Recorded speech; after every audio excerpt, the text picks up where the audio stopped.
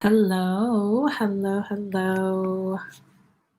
Okay, make sure we are live. Hello, Grand Rising. Hello, Grand Rising to everyone. Hello. Oh my gosh, I'm happy we are here. We are with day 7. Oh my gosh, how have you guys been doing with this series? Oh my gosh, I'm so happy to see you guys. Hello, YouTube. Hello, Instagram.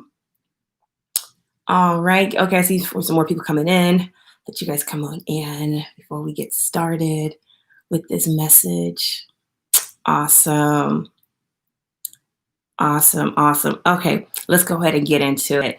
Hello, everyone. This is Tahir Divine, also known as Diana, the Metaphysical Midwife, where we are here to up-level your transcendence and your freedom for your spirituality, your mental, your physical, and financial freedom. Okay, that's what we're here for. We're here for freedom. Okay, I'm gonna make sure you guys can hear me clear. I don't know if my mic is on. Let's see. I think so. Okay, perfect. Okay, you guys can hear me. Good, good. Well, let's go ahead and get started with today. Well, before we kind of get started today, let's kind of have a recap. The last 6 days have been, in this series, has been very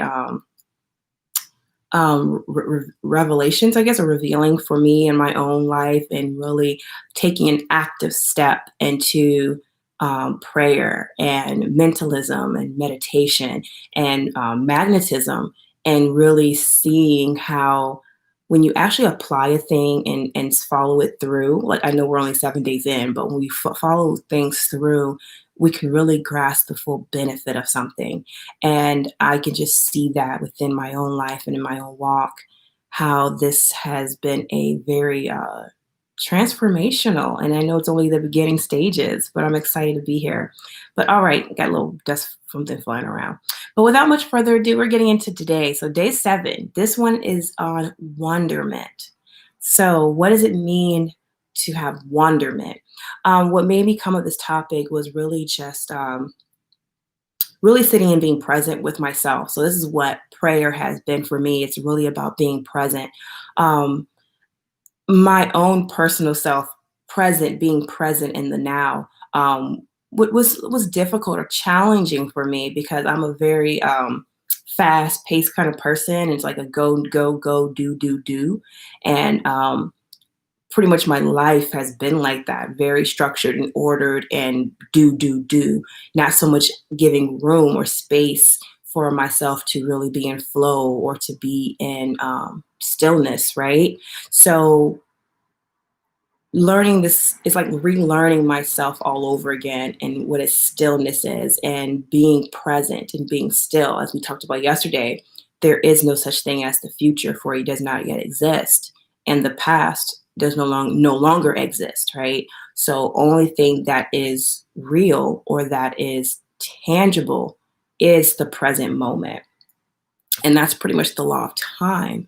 And so within doing that, being aware of self and being aware of being still and just sitting there in awe of it, right? So whether you're outside in nature, whether you are in your room, in your prayer space, in your altar space, whatever designated space that you have, that you place for yourself, that stillness and that awness that you can have with just being in the moment. And so today we're talking about wonderment, and we're going through this, or I'm relating this wonderment to the body. I believe, and this could just be from my own personal experience, but I think this is an overwhelming experience, or a collective experience, I should say. Collective experience is that we necessarily don't pay attention to our body. Our body it's intricately and beautifully and designedly made, and sometimes for myself, there will be moments where I would completely be disassociated from my body, and that's just not from emotions, right? Disassociating myself from my emotions, or being disassociated from my body in general, right? And that can come from different experiences or traumas, or you could train yourself just to be disassociated so that you could maneuver through life. And over the last few years, I've been really gaining this understanding of being present and allowing my body to be itself and just to feel it. I have this funny story some years back when I first tried some edibles that a friend of mine made. And it was, I won't say it was the first time where I was able to really be present in my body, but it was a very magnetized feeling of the presence that I could feel as far as really feeling my body. Like, oh, I can feel like I feel my fingers moving. you know, I can feel my toes. Oh wow, I think I can feel the muscles in my legs move as I walk, right? I had this very keen awareness of myself that I never had before. And it tripped me out, to be honest. It really tripped me out to be so aware of it, like the movements in my stomach again. Like I think I feel my blood flowing through my body. It was really funny, but at the same time, it was just like, wow, that was quite trippy, and that's just off of edibles. And I was like, oh my god, that's trippy. I don't think this is for me. But that bringing back to that awareness of what I had of myself, it really did teach me like, okay, let me allow myself to really just be in the present moment and being present. For those who may suffer from anxiety, um, being present seems difficult because with anxiety, it's about being anxious about an outcome perceived to be real or not. It's an anxiousness that you have. And it's like, oh my God, I need to do this because what if this happen? And what if that does happen? And this could happen, this can happen. So it's like this constant adrenaline rush of feeling like you have to do because this all could happen, although it can all really be just in our head, right?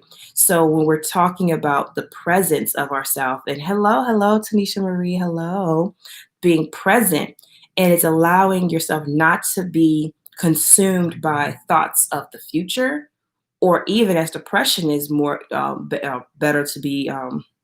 Depression is more so the focus, your mental focus on the past, and so not being focused on the past and not being consumed by the future, allowing ourselves to really sit and just be in awe of ourselves and not to be attached to any emotion, not to be attached to any outcome or anything, but just to be present.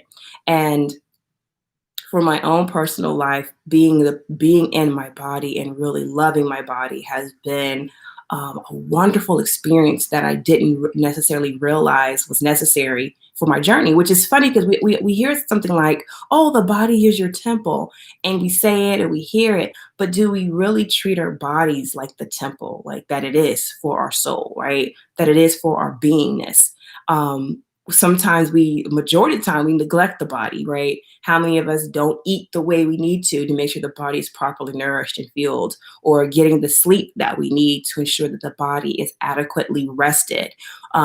Getting the water intake that you need to ensure that you are, moisturized and, got that inner glow going on. And there's a lot of emphasis, and we can get confused that we pay attention to our body because the emphasis that we may put on the exterior, as far as, oh, my hair done, my nails done, hair done, face done, everything did, right? We put so much on the exterior that we necessarily don't always ensure that we're pouring in what the internal of what the body truly needs to survive. The body doesn't need makeup and hair gel and, all those things that we do to adorn it. It more so needs that nourishment, it needs that care, and it needs the love and the affection. And as women, this is really important for us to really be back in tune with our bodies, because our bodies are such a wonderful and amazing vehicle that we tend to not recognize the amazingness of it. When I was going through my journey, when I started practicing Yoni eggs, and going through that, I started practicing them as a way to connect with my sensuality, because I was just disconnected from it, right? Like I knew I had this sexual energy. I knew I could, allure and everything. But when it came to really be in it, it was like this, I would freeze, right? And so what I had to learn within that journey when I implemented Yoni eggs in my practice was allowing myself to receive. I didn't know how to receive because I was so used to being a doer. Like I do, go. And now I'm in this position or in this act where you have to receive to enjoy pleasure. And pleasure is not a bad thing. I know sometimes we think pleasure, like it can only be limited to sexuality, but pleasure is really just the amazing and the allness of your own body. You know, the way your skin feels, right? The way you just feel good in your own body, you know, not judging it, you know, oh, I got this particular extra flub here, or this part is not as thin as I want it to be, or I wish this was more curvier, or I wish this was that, or this is this. And that's okay to want to enhance yourself. I don't have issues with that. That's not a situation. But what it is that we accept ourselves the way it is. And when we truly accept ourselves the way we are, and then from there, if you want to add an enhancement to yourself, I don't think that's an issue. I know sometimes people think, well, you don't have self love if you want to do plastic surgery or this and that. I don't think that's necessarily true. I think we as humans, we all have an ideal of what we consider to be beautiful, and that is okay. The thing is, you don't want to get lost in the ideal because it changes every few years. So, to having a consistent love for self is what's more important than trying to chase an ideal. So that's something I want to talk about. So, but back, rolling it back into the amazement and wonderment of the body. When I was going through this practice of implementing Yoni eggs and Yoni steams into my daily spiritual practice, I realized within that how I was disconnected just from my vaginal womb space, right? Like, oh my God, I never really looked at it, you know? I mean, I've seen it a few times, but to really just look at her and be like, okay, let's talk. You know what I'm saying? We need to talk. You know, I think you upset with me. You know, I got some issues with you, and my issue with you is not really your issue. It's more so me having me doing what I do. You know, that's my issue. And really connecting with my body in a totally different way than I had once prior. And I really charge all women to really do that as far as sitting and being present with your womb space, your vaginal space, and really kind of get to know her and get to know her in a way that is more than just, oh, are you giving my period and I have sex, right? You know, knowing what is this power, this wonderment, this awe that I have of her, because this really, our sexual sensual energy space, our sacral chakra space, is really where women, we magnetize our life. And that, if we're inviting people into our spaces that have ill intent or don't respect and honor that part of ourselves, we'll have remnants of them in our energy field. And because we're a magnetizer, we'll magnetize those energies in our own personal life. And then we'll be going like, why am I dealing with this? And why is this not coming through? It's because we have remnants of people's stuff left with us, people dumping their stuff on us, pumping and dumping. Okay, we don't need that. We don't want that going forward, right? So taking back our power, taking back our sensuality, and sensuality is not just limited sex. It's, you know, your senses, to smell, to taste, to feel, to see, to touch, and using all of those, using embodiment, all our senses to be present in our own body and to be present with our surrounding and just with the moment. I love doing this, what they call grounding, more so outside and just sitting outside on the grass near a tree and really just allowing yourself to be at that moment and no judgment of it, right? Being it. And that, for me, I can't speak for nobody else, for me, that was a difficult thing, just being. But when I did it consistently, it became easier. And I actually started looking forward to these moments of just sitting still and not having anyone around me, just like, okay, just me, myself, and I, and just being still, not thinking about anything, not analyzing anything, not dissecting anything, because I can do that too. I like to analyze, dissect, and introspect and all those fun things, but just to be completely just clear, a clear channel for myself to just sit and hear the things around me and hear myself speak to me. So that is really what I want to share with you guys, the concept of the awness and being aware and being in awe and wonderment of yourself, right? And doing that through your senses. So whether it is just smelling the aroma around you, feeling your body, using body oils, right? You know, taking baths as far as just soaking in a bath and being present in that, having that time to yourself, the way you put on lotion, instead of rubbing it down really rough, right? Just glaze it over your body and enjoy it and thank your body, thank my hands, my feet, my being. And not to say that as a way, well, somebody doesn't have it, so you should appreciate it, but to really appreciate that, the use of all your ligaments, the use of, your legs, your feet, your eyes, your hair, your shoulders, your back.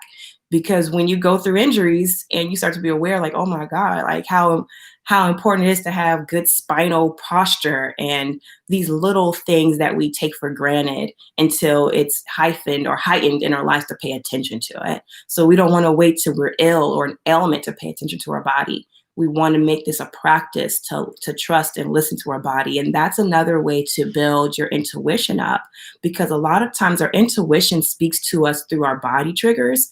For some people, it could be like the butterflies in the stomach or this jolt you may feel. It may feel like you may feel it in your chest. I have a girlfriend, she feels it in her nose. Her nose does she says a particular twitch. She gets her nose that she knows it's her intuition guiding her. So trusting yourself and listening to your own body and what these triggers are telling you. Even when it comes down to hunger, like, is this a hunger trigger or is this a nourishment trigger? The body gives so many signs of itself. I would really charge anyone to really take time to study the body and just be present with your own body and see what it tells you and where is it guiding you at. So that's a wonderful thing, and adopting that in your power of prayer movement of just being aware of your body. I know for myself, when I first started doing readings for other people, even when I started doing readings for myself, I'll start there. When I started doing readings for myself, my body would start to heat up and I would feel like my temperature was rising. And so I in the beginning, I was like, okay, that's weird, but I wasn't fully paying attention to it, but I would feel it. And then when I started implementing doing readings for other people, I would really feel like this heat take over my body. And I was like, it would get to the point where I feel like I was pass out. And I was like, okay, I need to figure this out. Why is this happening to me? And through that process and that journey and connecting with mentors at that time, I was able to recognize, okay, I resonate with fire energy. So that's just my resonation. And so I have to train my body and I have to ensure I'm drinking water to keep my body equilibrium balanced. So I know we get caught up in our spiritual walk, but understand what element you resonate with. Some people resonate with water, others is earth, wind, fire. Myself is fire. So recognizing what element you resonate with and how it affects your body, particularly when you're doing your prayers, your rituals, your magic that you do, your personal magic, recognizing what element you resonate with and using that element for your benefit. Because we use all elements, but some of us resonate more with one, stronger with one than the other. And so learning that part of yourself and seeing how your body responds to it. It's an amazing part, and that's the wonderment of your body, the wonderment of this vehicle that we're in, this Merkaba. If you really want to put it at, it's a Merkaba. It's how we use to transfer and move throughout this dimension, and really taking care of this little bag of flesh, right? It's just so much more than that. It's flesh, it's bones, it's a nervous system, it's all these intricate details that you just don't recognize. How everything's so interconnected, right? So with that being said, take care of yourself, schedule that massage appointment. Go ahead and do that. Do that acupuncture. Go and take that yoga class. Go walking, sitting down, whatever it is that you do that allows you to be aware and present and feel the embodiment of this beautiful vehicle, then do that. But that's it for today's message. If you guys have anything you guys want to say, definitely hit me up in the chat. Hello, let me start saying hi to you guys. Oh, that thing always does that. Turn us around. Hello, let me see what you guys are saying on YouTube. Hey, YouTube. Let me scroll down. But all right, guys, I want to make sure I like to talk long, but I also want to make sure that I'm not giving you guys so much fluff, but giving you guys something direct to work with. So for those who are using this power prayer and implementing your life, if you guys want to do I don't want to give specific prayers out. I really want you guys to kind of build on your own because it resonates to what you needed to do. What I may use it for works for my personal journey, but I want to give some kind of guideline or basis on how we can structure things for ourselves and grow in that. Because spirituality is not one way, you know, it's a personal experience, it's a personal journey, and the way that you may pray may be different from the way I may pray, or the way that you resonate with something I may not necessarily resonate, but I want to make sure that I'm leaving room and space for us to be unique in our own being, right? But okay, guys, ladies and gents, thank you guys for tuning in. I look forward to seeing you guys tomorrow. Okay, we've been going in, we've been tackling this power of prayer, and I'm telling you, it's oh goodness. Oh, good morning. Just saw the notice late. Still learn. Sometimes I never heard. Still learn. Okay, yeah. Hello, but I like that name, Black Woman Dark Matter. I like that name. And you know what? That's something that we always learning something. I know for myself, it took a significant event some months back for me to slow my roll and like, okay, we taking care of this body. And you know, especially right now, just to talk about the current transits right now. The current transits, we have Chiron, which is considered to be the wounded healer, which is in Aries, and then Mars is in Aries, and Mars is preparing to retrograde. So depending where Mars is in your chart right now, so natally and also where it's transiting, where the current Mars is transiting, really is going to be a highlight in our lives. And for myself, well, I'm in my Mars return, so my Mars is back where it was natally. So it's bringing up a lot of I won't say like not issues, not bring up issues. It's just bringing back awareness to certain areas in my life that I didn't pay attention to. Good morning, ladies. Good morning. Hey, can I get a hug? Good mornings. Hey, hey, hey. My baby's just waking up.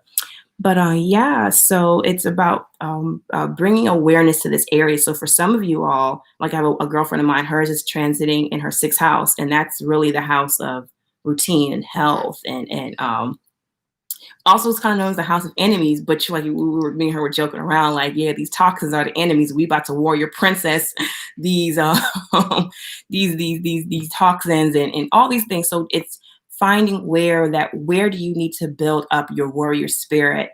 Do you need to build that warrior spirit for your health? Do you need to be a wellness warrior for yourself? You know, is it for somebody, it could be in their 10th house, your career, but that's also your structures, your bones. The 10th house can really be with your bones. So natally in the fourth. Oh, I'm natally in the fourth too. Yeah. So I have Mars natally in my fourth house. You hungry? Okay, well, we got to get you some breakfast then, okay? Okay. But yeah, I have it natally in the fourth, and it was quite interesting how some things came back around, but in a good way. In a good way, I'm like, okay, I'm ready to deal with this now. I can handle it now that I'm more aware of myself, right? So definitely. Well, all right, ladies and gents, that is all for today on the Power of Prayer, day 7. We're talking about the wonderment and being in awe of yourself. And ladies, I want to say this for you, ladies, particularly. Go ahead and take a mirror and look down at your vaginal womb space and have a conversation with her.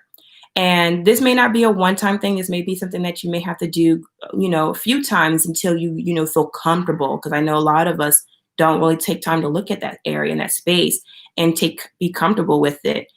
Good day, proud of you, are consistent and keep growing. Exactly. When you're consistent, I'm telling you, consistency is always key. So if you really want to connect with your womb space in a different way, ladies, practice that consistency as far as taking that mirror and having a conversation.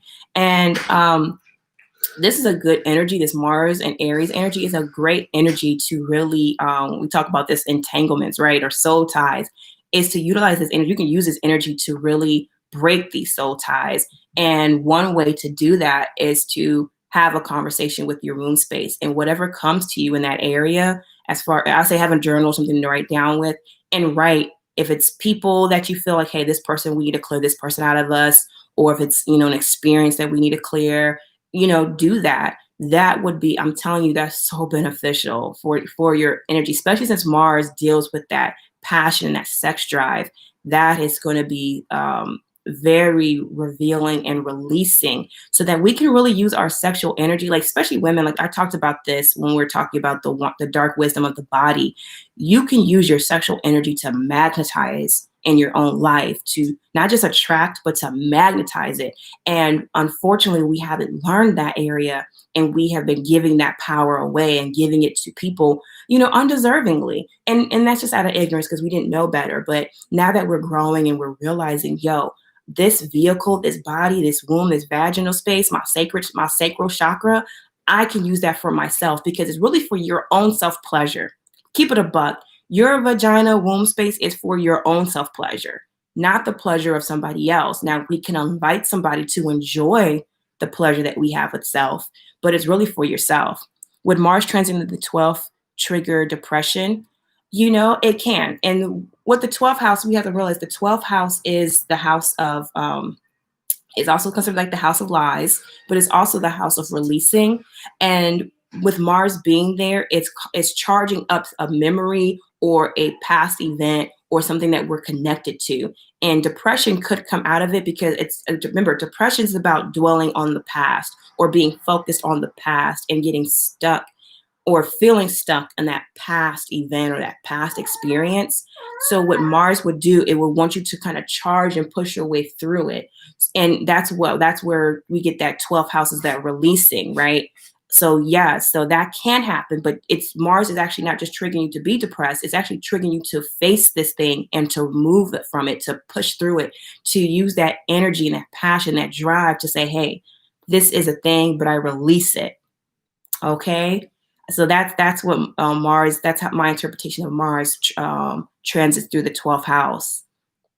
That's a good question. Anybody else have any questions? Because yeah, let's hit up with some questions. I like that. But yeah, so Mars energy. I'm gonna go more into this Mars energy. I'm gonna do that.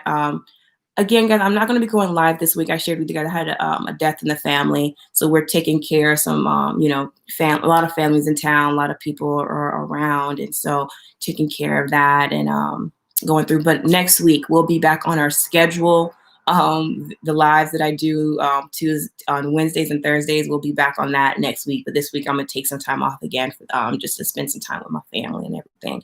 But definitely, I do have a video coming up on Saturn and Mars, specifically this Mars transit, because we're gonna be here for 6 months, and there's a lot of well, you got the Birdman hands. What we got going on over here?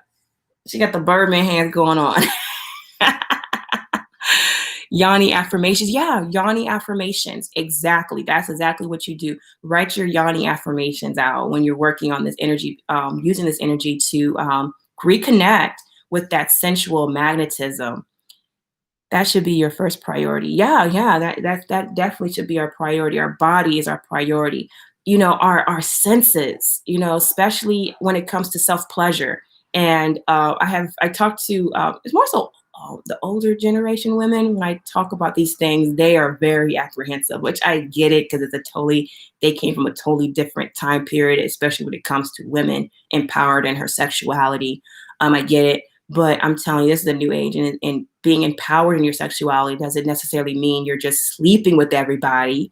I mean, you can do that if you want to. That's your business. But it's about you choosing when and where and why. You have your when, where, and why, and your who's.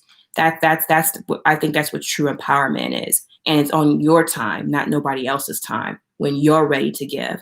But truly, nobody else can please you until you know how to please yourself, because we have to recognize, just as we teach people how to treat us, we teach people how to love us, we also teach people how to bring us pleasure. So you got to do it for self. You got to love yourself.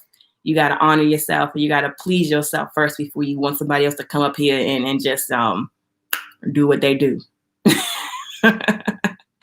Ain't no wham bam thank you ma'ams over here. Okay.